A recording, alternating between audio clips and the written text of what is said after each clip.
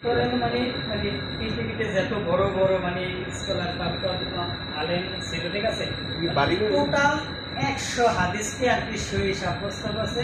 এই 100 হাদিসের ভিতরে বাছাইকৃতভাবে 7টা হাদিস হলো মানে হাদিসের ভিতরে শ্রেষ্ঠ মানে ইয়া করছে, মানে ওই 7টা হাদিসের ভিতরে আর কি আরবিতে 86টা, ঠিক আছে।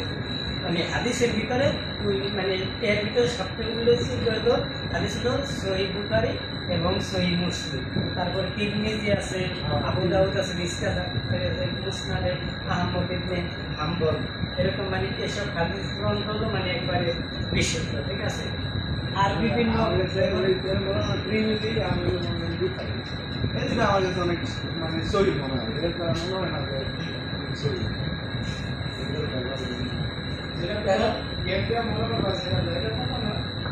যেমন বাংলাদেশে তোমার পীর মুরিদি আর মানে মাজার পন্থীদের সংখ্যা বেশি, বাংলাদেশ, ভারত, পাকিস্তান এইসব দেশে। এই কারণে ইসলামটা বিভিন্ন মতভেদ হয়ে গেছে, বিভিন্ন এবং কি আল্লাহ কোরআনে উল্লেখ আছে তোমরা এক ইসলামে পরিবর্তন করো এবং ওই ইসলামকে নানা ধরনের বিভক্ত করো।